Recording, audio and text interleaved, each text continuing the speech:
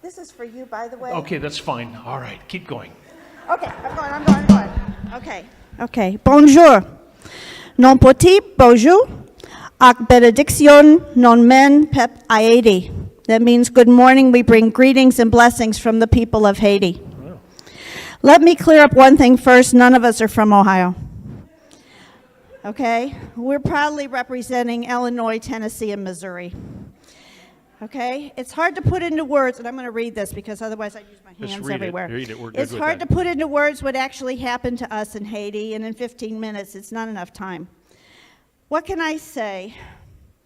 That it was by far the most amazing, inspiring, and humbling experience of my life, and I think it was the same for Kerry and Wally too.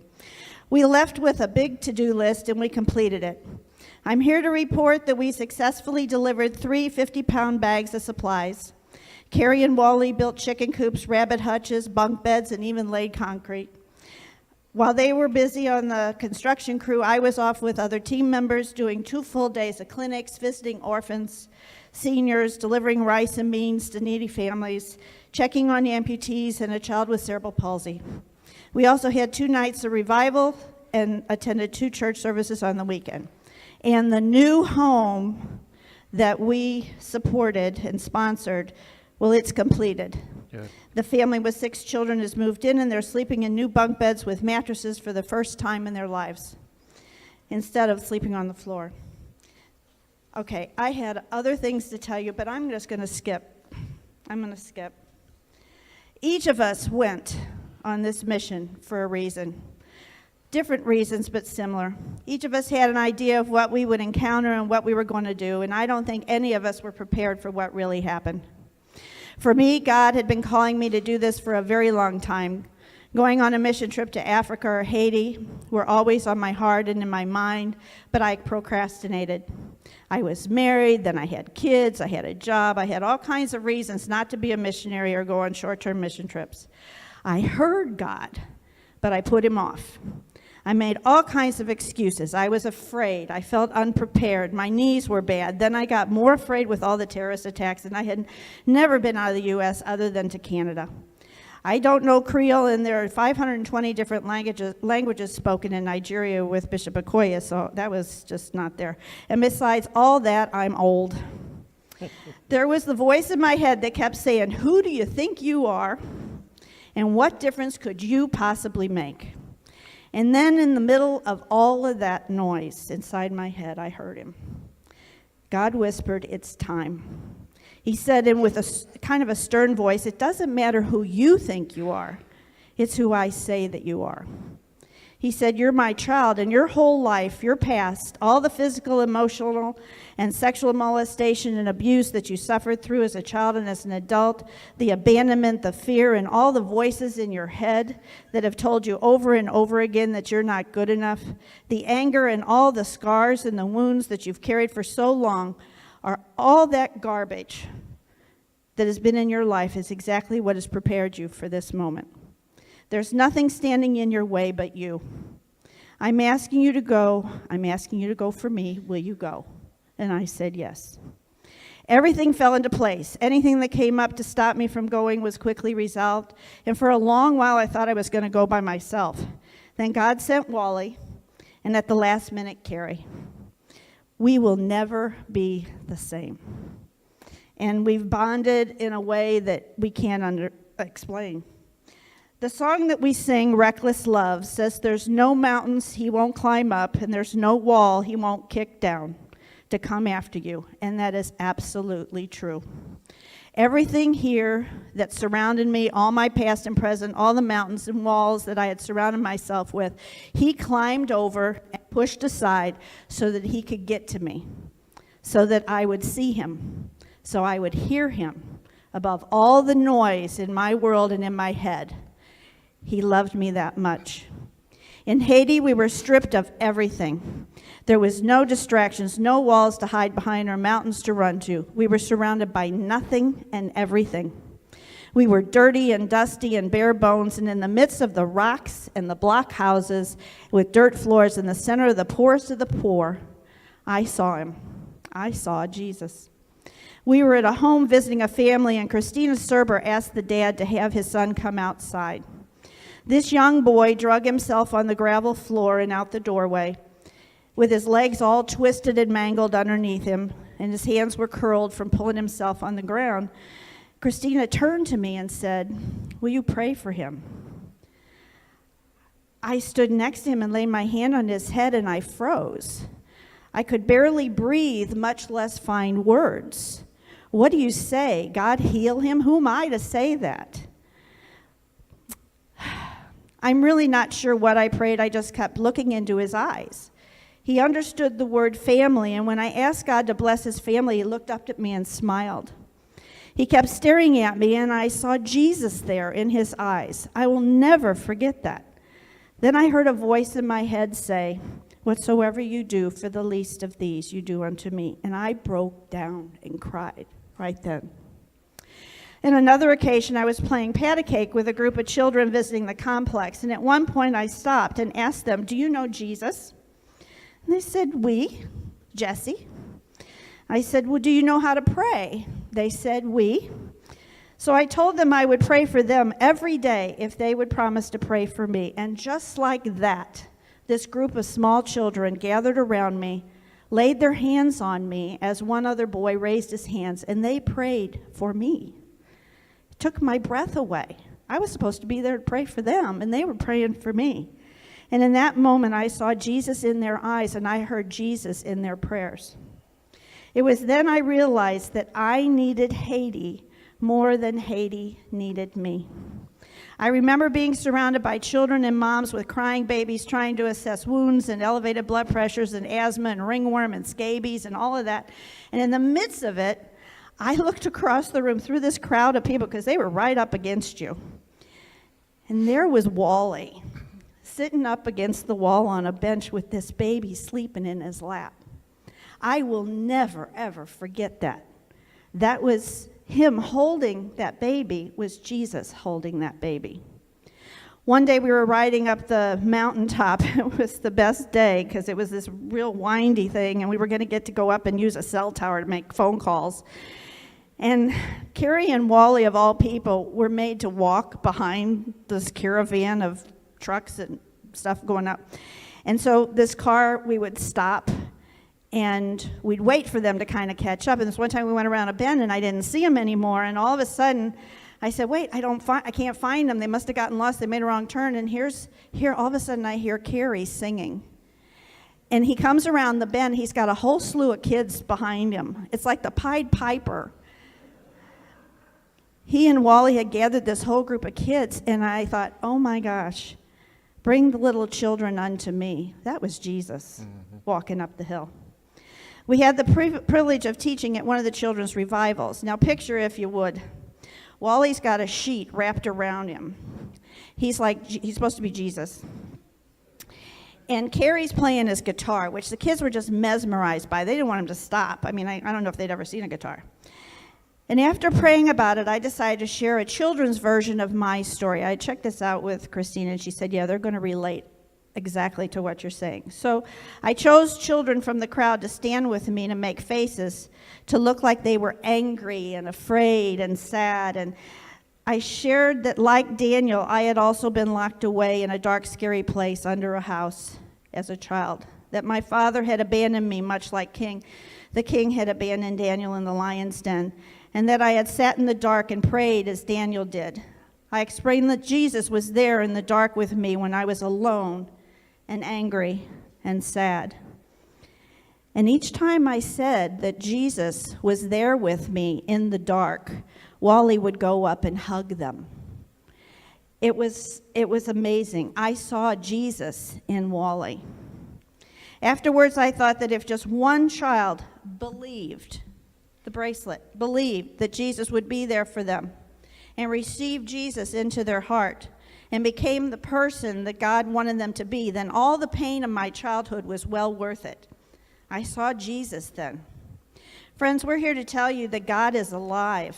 and changing lives. Yep. We were changed. We were humbled. We were amazed by his love and his grace that came in the smiles, the voices, the laughter, the eyes, the prayers, and the eagerness of his children to learn that they were loved by God, but especially by the love we got in return. We saw him. God is alive. You just have to open your eyes and your hearts to see him. Don't procrastinate or make excuses. Don't turn him off or ignore him. When he tries to talk to you or get close to you, don't push away. He'll follow you. He will chase you down, like the song says, and climb mountains to get to you. He may even send you to Haiti to get your attention, if that's what it takes. On behalf of the people, all the children, the men and the women that we helped, and on behalf of Kerry, Wally, and I, we want to thank you from the bottom of our hearts for your encouragement, your contributions, your love, and all your prayers. This was a trip that changed us forever, and we're ready to go wherever he wants to send us next. Yeah. Thank you. Okay, good job.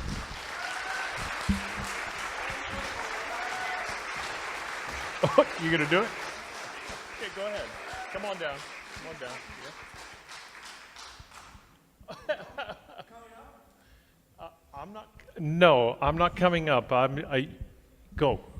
Hey, everybody. This is Kerry. I'm Kerry with a K. Hello, my Kirk family, my church family.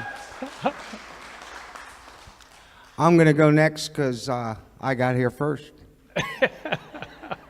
Wally's probably helping a child somewhere. You notice the only way the children came to me is when I was singing. But all I can tell you is that when I first got there and I heard that the government's slogan for the people was, Haitians are used to suffering. That's the national slogan.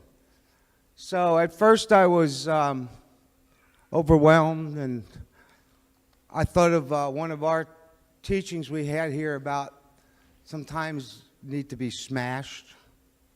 That was my first thought. Continued to be overwhelmed until I started getting into another one of our teachings here, that I am second. Thanks to Ben and Pastor Jerry. Because, you know, it's not what we think that makes us who we are, it's what we do. So, after a few weeks of being back, I was still like, I didn't know what to think. You know, because I was still thinking. But what I came to was that during that time, I had a true peace.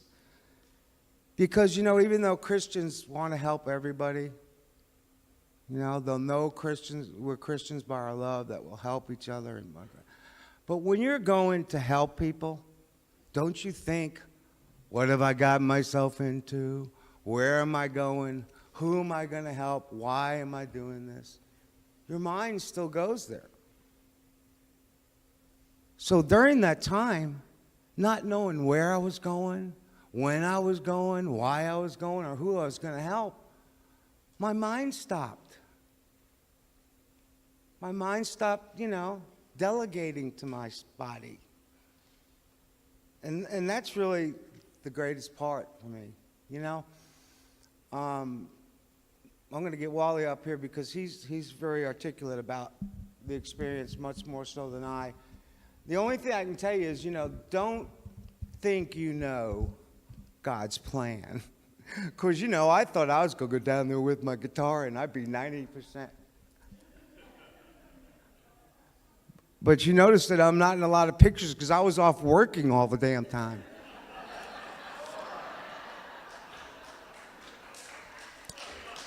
Sorry about that darn time.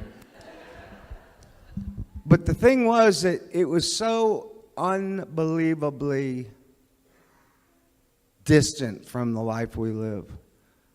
And I can remember Wally and I carrying a generator up a mountain on sticks. You know, it's like, what? So I'm going to bring my brother Wally up here to finish this up. And I love y'all. You're my church.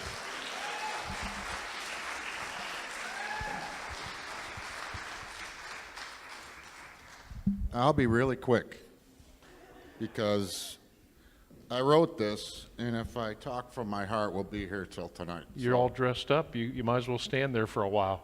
Well, you know what? The Haiti people are like amazingly dressed up. Anyway, so before I went to Haiti, everyone was telling me it's a bad place. It's a poor country. There's no food. There's no trees. There's no coffee. Oh my God. They were saying things like, this is so great of you to go there and help these people and all that, you know. I didn't know what to expect. I'm kind of like Kerry in that way. I don't know much about evangelism. I certainly don't know much about medical help. I don't even take care of myself. You know, so they tell me that I'm going to be building some house in 8 days. And I'm like, do they have a saw? Do they have a tape measure? Do they have supplies? Do they have a plan? I mean, I don't know. So, you know, then they're telling me, oh, we need an interpreter and we need security. I'm like, this, oh, great, you know. How am I going to build some house with these people who don't understand English, you know, and I got to watch my back all the time. We need security. So we get there to this Port-au-Prince airport, and it's crazy, and we get on this bus and drive an hour and a half to this complex we're staying at, and they're like, okay, you're staying here. There's 6 guys to a room. Okay, I live alone. This is way out of my comfort zone. So here's what I saw when I got there. Yes, these people are very poor, materialistically. But I saw right away how they adapted to this way of living. I was amazed. I was impressed. I was a little envious, actually, of how they could possibly adapt to like nothing. I noticed how everybody was busy all the time. There was no sitting around feeling sorry for themselves. There was no depression. They were always going somewhere, busy, doing stuff. As we went up to the mountain community, which is one of the poorest places on earth,